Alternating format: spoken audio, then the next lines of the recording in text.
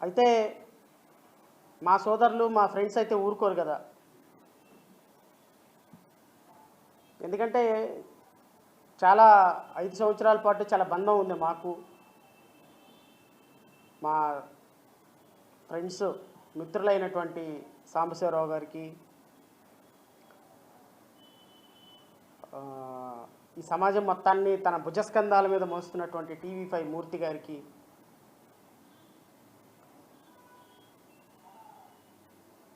అత్యంత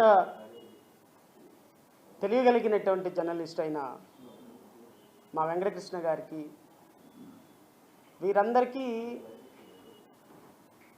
మళ్ళా దీని మీద వినాలి, నా విశ్లేషణ వినాలి, ప్రజలు దీని గురించి మాట్లాడుకోవాలి అనేటువంటి తపన, ఆవేశం, కోరిక మళ్ళీ నన్ను ఇక్కడ కూర్చోబెట్టే ప్రయత్నం చేసింది. ఈరోజు ఆంధ్రప్రదేశ్ అధికారిక పత్రికలైనటువంటి ఆంధ్రజ్యోతి, ఈనాడులో 2 బ్యానర్ రేటింగ్స్ వచ్చింది. రాత్రి నాకైతే చాలా భయం వేసింది. మా మిత్రుడు మూర్తి గారు అసలు తిరుమల లడ్డూ కోసం ఆయన పడుతున్న తపన, ఆయన చూపిస్తున్న చొరవ, ఆయన మాట్లాడుతున్న విధానం, ఎక్కడ పీపి వచ్చి అక్కడే పడిపోతాడేమో అన్నంత భయం అనిపించింది. ఎందుకంటే మిత్రుడు కాబట్టి. అసలు తిరుమల లడ్డు మీద సిఏబిఐ వేసిన రిపోర్టు మీద మా సోదరుడు, మా మిత్రులు, తెలుగుదేశం అధికారిక పత్రికలు, పుత్రికలు, మాసపుత్రికలు, మానసపుత్రికలు, మీరు గత నిన్న మొన్నటి నుంచి అసలు మళ్ళీ ఈ తిరుమల లడ్డూలో కల్తీ జరిగిందని చెప్పడానికి మీరు పడుతున్న ప్రయత్నం, మీరు చేస్తున్న ప్రయాస నిజంగా అనిర్వచనీయం, అభినందనీయం. ఈ సిట్టు రిపోర్ట్ వచ్చిన తర్వాత, సిబిఐ రిపోర్ట్ వచ్చిన తర్వాత మొట్టమొదటిసారిగా హ్యాపీ ఫీల్ అయింది నేనే. ఎందుకంటే ఏదో వైఎస్ఆర్సీపీ నాయకుల పేర్లు లేవని, జగన్మోహన్ రెడ్డి పేర్లు లేవని కాదు. నేను సంతోషపడింది ఏంటి అంటే, అదృష్టం కొద్దీ సిబిఐ ఇచ్చినటువంటి రిపోర్ట్లో జంతు అవశేషాలు లేవు, ఎటువంటి యానిమల్ ఫ్యాట్ లేదు అని చెప్పినటువంటి రిపోర్టు నేనే కాదు, శ్రీవారిని, వెంకటేశ్వర స్వామిని పూజించుకునే కొన్ని కోట్ల మంది మనసుల్లో ఒక రిలాక్సేషన్ వచ్చింది. అమ్మయ్యా, కల్తీ జరిగిందంటే చాలా తేడా ఉంది. తిరుమలలో లడ్డులో నెయ్యిలో కల్తీ జరిగింది వేరు, వెజిటబుల్ ఫ్యాట్ కలిసటం వేరు, పంది కొవ్వు, బీఫ్ కొవ్వు, ఫిష్ ఆయిల్ కలవటం వేరు. ఈ రెండిటికి చాలా తేడా ఉంది. ఎంత తేడా ఉంది అంటే, నిజానికి పవన్ కళ్యాణ్కి ఉన్నంత తేడా ఉంది. నిజానికి పవన్ కళ్యాణ్కి తేడా ఏంటండి అని అర్థం కాకపోతే, మనం క్యారెక్టర్స్ని, కొన్ని వాస్తవాలని, సమాజంలో జరిగే కొన్ని విషయాలని కొంతమంది వ్యక్తులతో పోలుస్తూ ఉంటాం. ఫర్ ఎగ్జాంపుల్, ఎవడన్నా పిచ్చిగా బిహేవ్ చేశాడు అనుకోండి, వీడెవడరా బాబు తుగ్లక్ లాగా ఉన్నాడు అంటూ. పిచ్చిగా ఎవడన్నా బిహేవ్ చేస్తే వీడెవడరా తుగ్లక్ లాగా ఉన్నాడు, మహమ్మద్ బిన్ తుగ్లక్ లాగా ఉన్నాడు అంటూ. ఎవడన్నా బాగా కొట్టినా కూడా ముఖం అలాగే తలకాయ ఉంచుకొని వెళ్తున్నాడు అనుకో, వీడెవడరా మహాత్మా గాంధీ లాగా ఉన్నాడు. అంటే పిచ్చి వాళ్ళకి మహమ్మద్ బిన్ తుగ్లక్, అహింసకి మహాత్మా గాంధీ, ఎవడన్నా బాగా తెలివిగా మాట్లాడితే వీడెవడరా బాబు అంబేద్కర్ లాగా అన్ని లాజిక్లు మాట్లాడుతున్నాడు అంటే ఒక జ్ఞానానికి అంబేద్కర్. ఇట్లా కొంతమంది మనుషుల్ని కొంతమంది కొన్ని క్యారెక్టరిస్టిక్స్తో మనం పోలుస్తూ ఉంటాం. అలాగే అబద్ధాన్ని పోల్చడానికి ఉన్న ఇప్పుడున్నటువంటి ఏకైక వ్యక్తి పవన్ కళ్యాణ్. మన గౌరవ ఉప ముఖ్యమంత్రి గారు ఎవడన్నా బాగా అబద్ధాలు చెప్తున్నాడు అనుకోండి, వీడెవడరా బాబు పవన్ కళ్యాణ్ లాగా ఉన్నాడు అని అనొచ్చు. Because is deserve for every word. అబద్ధానికి నిజానికి అని అనకుండా నిజానికి పవన్ కళ్యాణ్కి ఉన్నంత తేడా ఉందని అనొచ్చు. బికాస్ సిట్ రిపోర్ట్ వచ్చిన దగ్గర నుంచి కొన్ని కోట్ల మంది అమ్మయ్యా అని ఫీల్ అయితే 4 ప్రాణాలు మాత్రం అల్లల్లాడిపోతున్నాయండి. ఆ 4 ప్రాణాలు ఏంటి అంటే, మొట్టమొదటి ప్రాణం ముఖ్యమంత్రి చంద్రబాబు నాయుడు. అబ్బా తిరుమల తిరుపతి లడ్డులో జంతు అవశేషాలు కలిసినాయి అని చెప్పినట్టయితే ఎంత బాగుండేది అని ఫీల్ అయినటువంటి పరమ దుర్మార్గుల్లో నెంబర్ 1 దుర్మార్గుడు చంద్రబాబు నాయుడు, ముఖ్యమంత్రి చంద్రబాబు నాయుడు గారు. నెంబర్ 2 మీకు తెలియదు ఏమి లేదు, అబద్ధం. ఒబామా ఎందుకు సిబిఐ ఇలా చెప్పింది అర్థం కాక తల జుట్టు పీక్కుంటున్న సందర్భంలో నెంబర్ 2 వ్యక్తి ఒబామా గారు. నెంబర్ 3 ఆబ్వియస్లీ మీ అందరికీ తెలుసు, నారా లోకేష్ గారు. నెంబర్ 4 గ్రూప్ ఆఫ్ పీపుల్ ఉన్నారు వీళ్ళంతా. ఆ గ్రూప్ ఆఫ్ పీపుల్ ఎవరు? ఏబిఎన్, ఆంధ్రజ్యోతి, ఈనాడు, మహా టీవీ, టీవీ5, ఇంకా వీళ్ళంతా ఈ మోక మొత్తం ఒక గ్రూప్. వీళ్ళందరూ ఎంత దుర్మార్గం అంటే రాష్ట్ర ప్రజలందరూ ఒకసారి ఆలోచించండి, శ్రీవారి భక్తులు ఒకసారి ఆలోచించండి.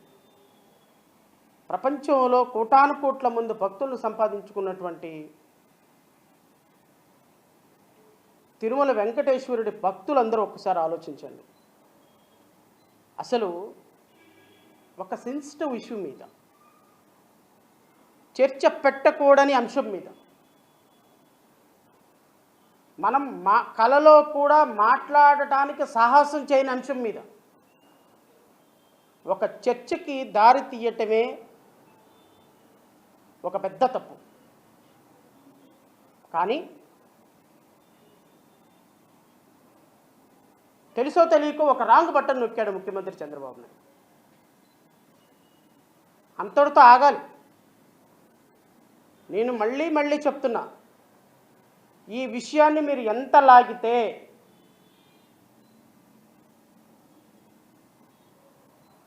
అంత నష్టపోయేది, నాశనం అయిపోయేది, కనుమరుగైపోయేది కూటమి. 75 సంవత్సరాలు 76 సంవత్సరాలు వచ్చినాయి చంద్రబాబు నాయుడు గారు. ఇంకా రాజకీయాలు కాస్తైనా స్వచ్ఛమైన రాజకీయాలు చేయడానికి ప్రయత్నం చేయండి. ఎందుకంటే ఎంతమందో చూడని గొప్ప గొప్ప విజయాలు మీరు సాధించారు. I'm appreciating you and once upon a time you are my role model. కష్టపడే విధానంలో కానీ 45 సంవత్సరాలు సుదీర్ఘ రాజకీయ చరిత్రలో ఎన్నో గొప్ప పదవులు అలంకరించారు మీరు, ఎన్నో గొప్ప స్థానాలకు వెళ్ళారు మీరు. రాష్ట్రంలో కొన్ని రిఫార్మ్స్కి కారణమయ్యారు మీరు. ఆ గ్రాటిట్యూడ్స్ మాలాంటి వ్యక్తులకు ఉన్నాయి మీ మీద. ఇంత వయసు వచ్చినప్పటికీ కూడా మీరు పరమ పవిత్రంగా భావించేటువంటి తిరుమల వెంకటేశ్వర స్వామి మీద ఇన్ని రాజకీయాలు చేయటం మీ వయసుకు తగ్గది కాదు, మీ విఘ్నతకి తగ్గింది కాదు, మీ భావజాలానికి కానీ ఇంకో దానికి కానీ తగింది కాదు అని మీరు ఒక్కసారి ఆగమనం చేసుకోమని కోరుతున్నాం. ఏం సాధిస్తాం? రేపు 29 ఎలక్షన్కి 80 సంవత్సరాలు వచ్చేస్తాయి మీకు. ఇంకా ఏం కావాలండి? 3 సార్లు ముఖ్యమంత్రి అయ్యారు, 45 సంవత్సరాలు సుదీర్ఘ చరిత్ర ఉంది. ఇంకా నీచమైన రాజకీయాలు చేసి రేపు మనం ఈ సమాజంలో కాస్త నలుగురు గొప్పగా మాట్లాడుకోవటానికి ఏం మిగుల్చుకొని వెళ్తాం సార్?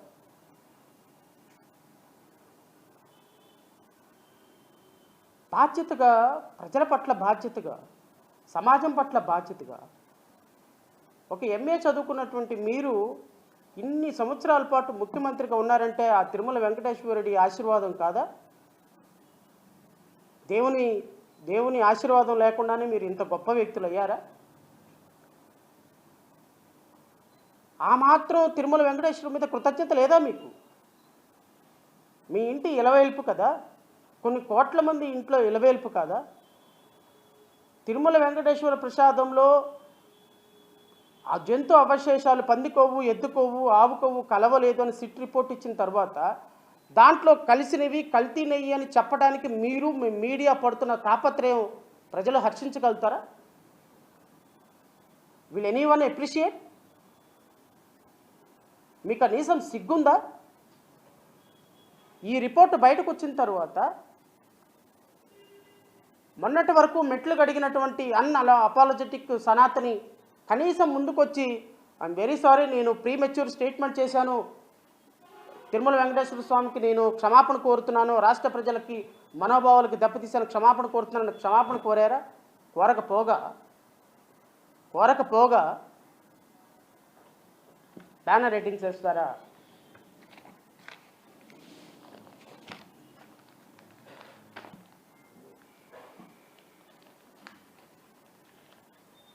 ఏందండి ఈ హెడ్డింగ్? కల్తీ కెమికల్ నెయ్యి అంటే మీరు ఏం ప్రచారం చేయాలని చూస్తున్నారు? రాష్ట్ర ప్రజల కోసం ఏమి ప్రచారం చేయాలని చూస్తున్నారు? ఏమి ఇంప్రెషన్ ఇవ్వాలని చూస్తున్నారు?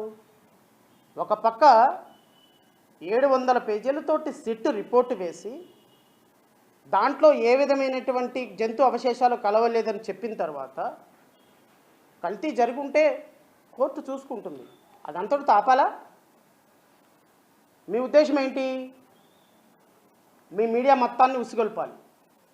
నేను మొన్న ప్రెస్ మీట్లో మా మిత్రుడికి మూర్తి గారికి ఒక ఛాలెంజ్ విసిరా. ఎందుకు అంత బాధపడిపోతున్నావు, గుండెలు బాదుకుంటున్నావు మూర్తి గారు? ఎందుకు అంత అవసరం ఏమొచ్చింది? ఎవరెవరినో ఇంటర్నేషనల్ అనలిస్టులను తీసుకొచ్చి ప్రెస్ మీట్లు పెట్టి లేకపోతే డిబేట్లు పెట్టాల్సిన అవసరం ఏంది? దేశంలో, రాష్ట్రంలో, ప్రపంచంలో శ్రీవారి భక్తులకు ఉన్నటువంటి అనుమానాలు సిట్ రిపోర్టు, సిబిఐ ఇచ్చిన రిపోర్టు, కేంద్ర ప్రభుత్వం ఇచ్చిన రిపోర్టు నివృత్తి చేయడానికి నేను కూర్చుంటా, నువ్వు కూర్చో, ఇద్దరం కూర్చుందాం రా. నన్ను మొన్నే ఓపెన్ ఛాలెంజ్ ఇచ్చా, నా ఫోన్ నెంబర్ నీ దగ్గర ఉంది. శ్రవణ్ గారు మిత్రులమే కదా మన ఇద్దరం, మనకేంటుంది? మీరేమో నిజాయితీ గల జర్నలిస్టు, నేనేమో ఒక లాయర్ని. Will SIT together. ఇదిగో ఈ రిపోర్ట్తో నేను వస్తా, సిబిఐ రిపోర్ట్ వేసింది, ఈ రిపోర్ట్తో నేను వస్తా, ఈ 300 పేజీల రిపోర్ట్తో నేను వస్తా, నువ్వు కూర్చో. ఎందుకు అంత బాధ? ఎందుకు ఎవరెవరినో తీసుకొచ్చి కూర్చోబెట్టడం? తెలుగుదేశం పార్టీ కార్యాలయంలో తిరిగే వ్యక్తులందరినీ తీసుకొచ్చి డిబేట్లో కూర్చోబెట్టడం దేనికోసం? ఎందుకు అంత అవసరం లేదు, అంత బాధ అవసరం లేదు. ప్రజలకు వాస్తవాలు తెలియలేదని మీది ఉద్దేశం కదా. నేను వెంకటకృష్ణ గారిని కూడా అడుగుతున్నా,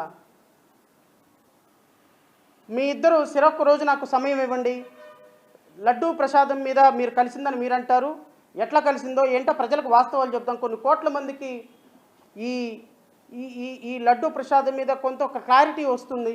ఎవరు తప్పు చేశారు, ఎవరు మెట్లు గడిగారు, ఎవరు ప్రాశ్చిత్త దీక్షలు చేశారు, ఎవరు కడాన దీంట్లో జంతుకు అవశేషాలు కలిసినాయి అని చెప్పారు, ఏం బేసిస్ తోటి చెప్పారు, సిబిఐ రిపోర్ట్ ఏమొచ్చింది, ఎన్డీడీబీ రిపోర్ట్ ఏమొచ్చింది, ఫైనల్ రిపోర్ట్ ఏమొచ్చింది, అవుట్కమ్ ఎలా ఉంది, చట్టం ఏం చెప్తుంది, ఏ బేసిస్ తోటి వీళ్ళు జంతు అవశేషాలు కలిసినాయి అని చెప్పారు, ఏ బేసిస్ తోటి నువ్వు కల్తీ జరిగింది సింథటిక్ నెయ్యి అని చెప్తున్నావు, అది నెయ్యే కాదంట. మా మూర్తి గారు నన్ను చెప్తున్నారు, మీరు నిన్న డిబేట్ పెట్టి అబద్ధాన్ని నిజంగా ప్రచారం చేయాలని చూసిన కారణంగానే మొట్టమొదటిసారిగా నేను మీ మాట ఎత్తాల్సి వస్తుంది. అదర్వైజ్ నేను ఏ డిబేట్లో, ఏ ప్రెస్ మీట్లో కూడా వ్యక్తిగతంగా ఎవరిని టార్గెట్ చేయను. నేను అడుగుతున్నా మూర్తి గారిని, మా మిత్రుని అడుగుతున్నా, మీకు నిజంగా వాస్తవాలు ప్రజలకు తెలియాలి అని ఉంటే, నిజంగా లడ్డూలో కల్తీ జరిగిందా జరగలేదా అని ప్రజలకు నిరూపించాలంటే మీరు డిబేట్లు పెట్టుకోవటం కాదు.